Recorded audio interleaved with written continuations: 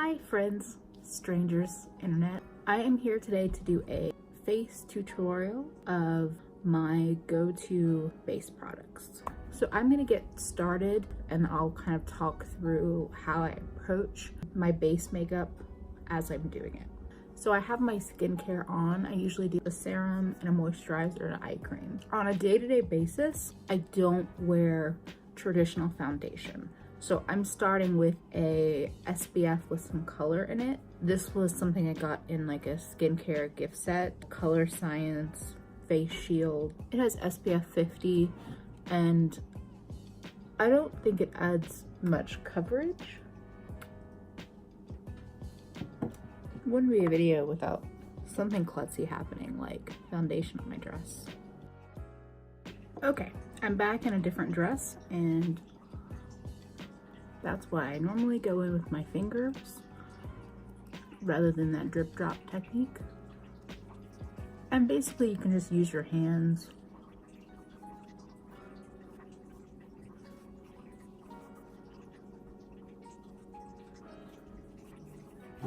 If you don't like using your hands, you could use a sponge with this product, but the reality is that a sponge absorbs so much of this, and this is such a sheer product that I don't want it to go to waste. You could probably also use a dense foundation brush, but it really is sheer, just a little bit of SPF to start the day. I'm pretty lucky to have pretty good skin, and I don't love the feeling of foundation on my skin. I usually use a sheerer BB cream or SPF style base, and then I let concealer do the heavy lifting for me. My current favorite concealer is the Too Faced Born This Way multi-use sculpting concealer. The part of the face that I'm most self-conscious about that I want coverage for are my under eyes and a little bit of the redness on my nose. If I'm doing a day-to-day and I'm not on camera, I would probably put on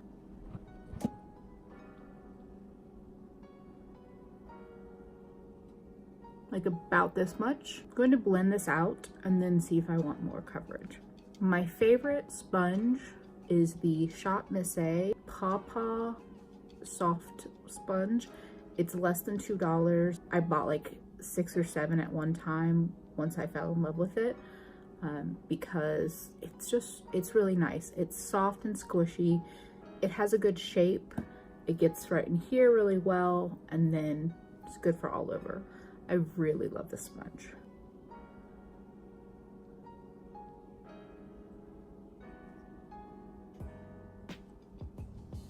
I typically wait to blend out under eye concealer is the very last step, because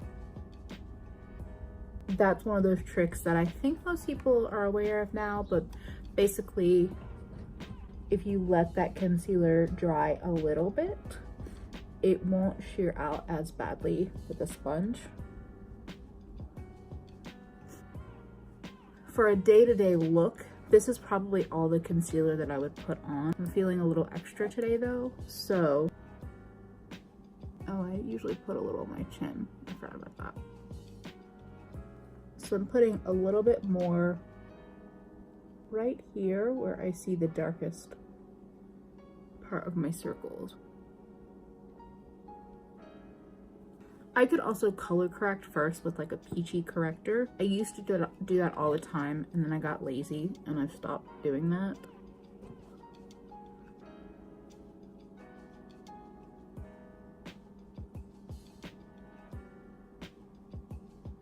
Sometimes I feel like this Too Faced color is perfect for me, and sometimes it feels too dark. So one thing that I do, I set my full face. I love the way this looks right now without any powder, but I know myself, especially because I wear glasses, if I don't set everything, it just becomes a smeary mess. I'm not extremely oily by any means. I'm more of a normal combo skin type, but I cannot do the no powder face. So speaking of powder, I use 2 powders for this next step.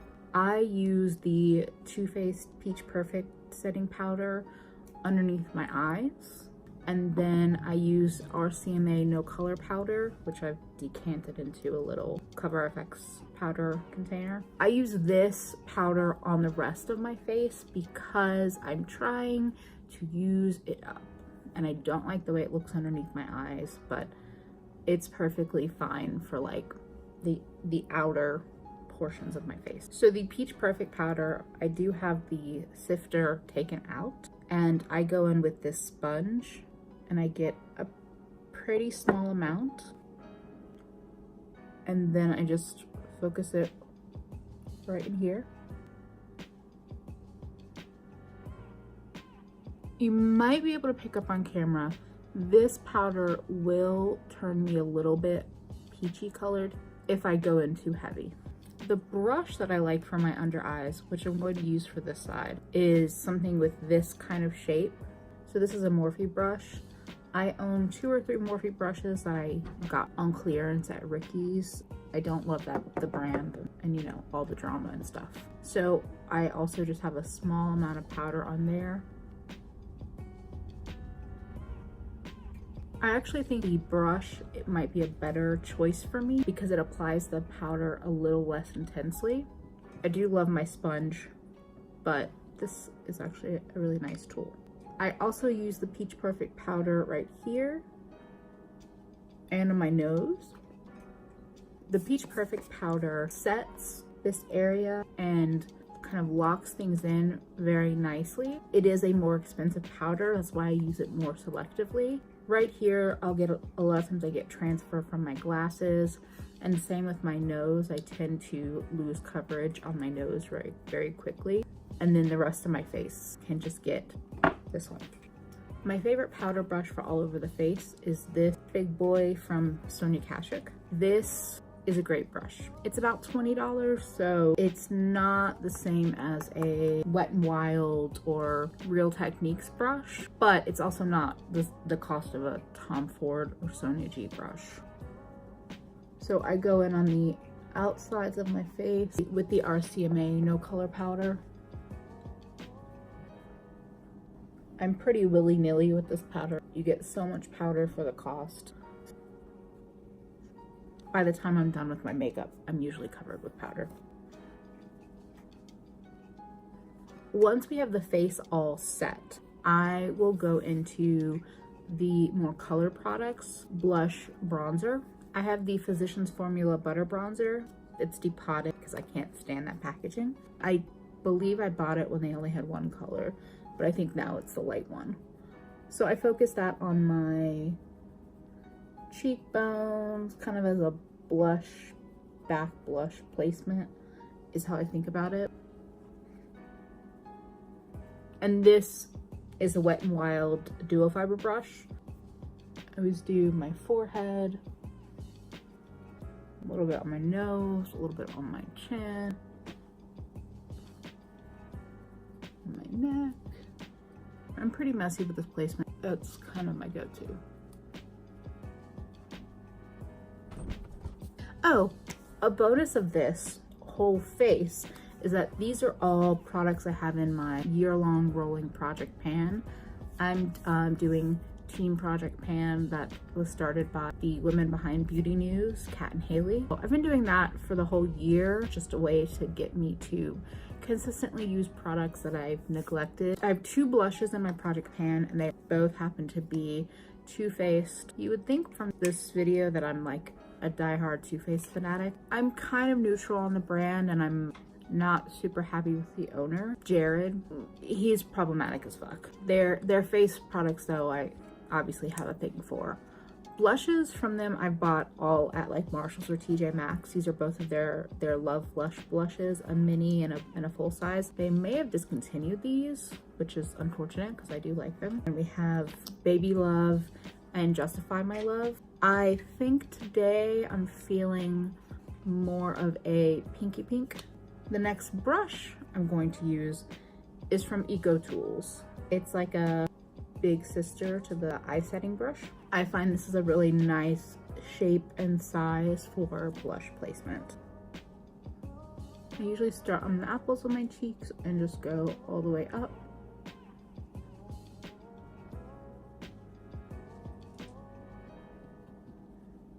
I'll add a bit to the tip of my nose. And sometimes I even throw it up there where the bronzer is. Yeah, pretty much all over. Next step in my routine is the most impactful, and that's highlight. Now, my highlighter collection is over the top. It's ridiculous. I struggle with finding highlighters though that are light enough for me. One highlighter that I just love is Ofra Pillow Talk. This is a mini size and it's pretty beat up. It's been repressed, and then I've also hit pan on it. It's in my project pan, but I love this highlighter. My favorite highlighter brush is Shop Miss A AOA Studio brush. This is $1, I think. It's just fantastic. It's supposed to be a dupe of a Sigma brush that's super popular. I don't own that one. It's somewhat similar to this Real Techniques brush, although this brush is bigger and fluffier. The denseness of this brush helps you get that highlighter that makes you go, oh shit, I can see you from outer space. This brush paired with this highlighter, it's not a joke. So I always start my highlighter right here, but somebody in my comments, I'll have to find who it was, a while back mentioned that I should bring my highlighter down further. And I have to thank that person because that has made all of the difference in the world. So I bring it down pretty far. I also bring it up so that you get this whole C shape of glow. The other thing that I do, not everybody's going to be into, once the product has mostly been deposited, I actually bring the brush down and basically create a slightly glowy blush. The reason why I do that, I have a hard time knowing where to stop my highlighter and how to have it blend together nicely.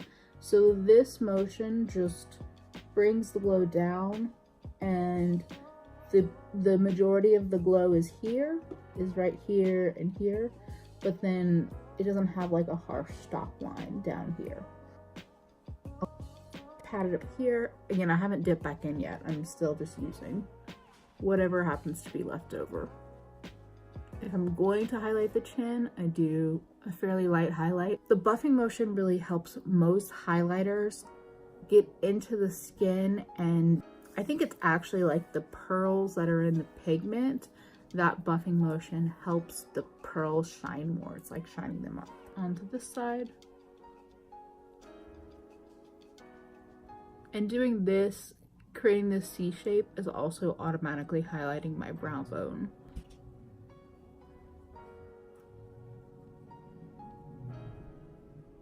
For my nose, I prefer sticking to the bridge of the nose for the glowiest part, but sometimes I will go down a little bit onto that ball. Sometimes I'll do a little bit of this highlight. So right now, I'm pretty damn glowy, but if you're feeling over the top, I dip back in and I go back for layer 2. Again, this is just me being excessive at this point. But the reflective shine that Pillow Talk highlighter gives me makes it hard to step away. Layer 2 is just in these cheekbone areas. So I think that is officially glowy enough. So you're thinking, okay, you're done, right? The glow is done. Oh no, there's one more step. Buffing my face has become my new favorite technique. For buffing, I use a glowy powder. This is the Wet n Wild Reserve Your Cabana bronzer. That's how it's marketed. It's also depotted because I hate bulky packaging. It's a gorgeous powder for the face. I heard about it for so long. I think Tara Baby loves it. Lacey from Spooky Lips and Fat Hips loves it. And I had one in my collection for a long time and I wasn't using it. And then a few months back, I threw it into my project pan. And now I'm really sad it's discontinued, and I'm also really sad that Wet n Wild is kind of problematic right now with their whole cruelty-free status. There's way better resources out there that have more information on that, but I'm aware of it, and I'm unsure of how I'm moving forward with Wet n Wild as a brand. The other point of buffing, a couple of things. Buffing will help meld together products, so perhaps it will blend together this a little bit more. It also dials down some of the products. So like this is a little strong for me, the bronzer, a little strong. This buffing motion, the actual motion, and the powder will help dial back. If you don't want to dial something back, you would skip that area when you're buffing. And I also am not shy about how much powder I pick up when I do this.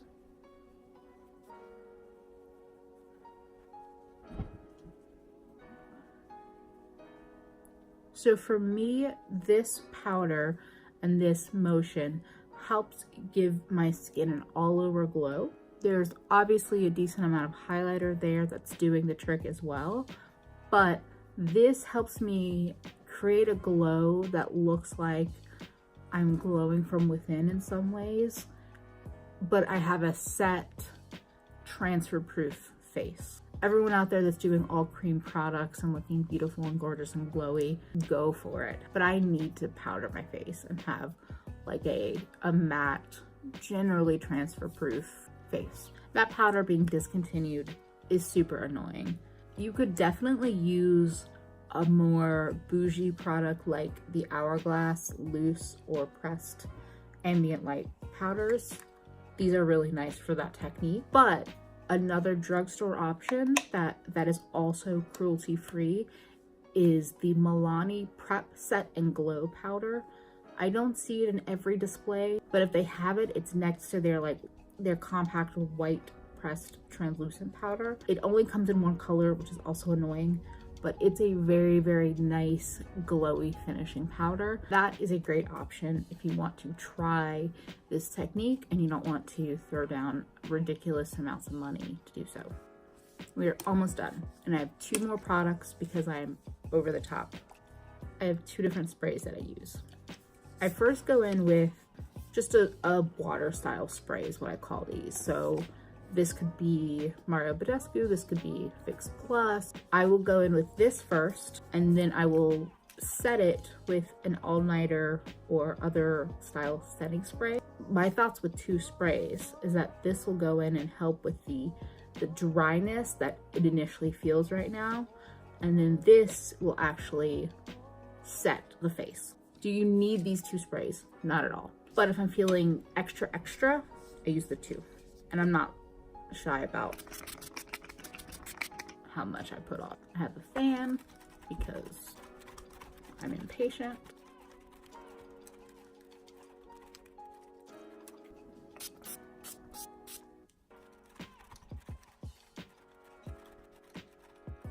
And this is my face done. If I'm not talking through this is a pretty quick process for me.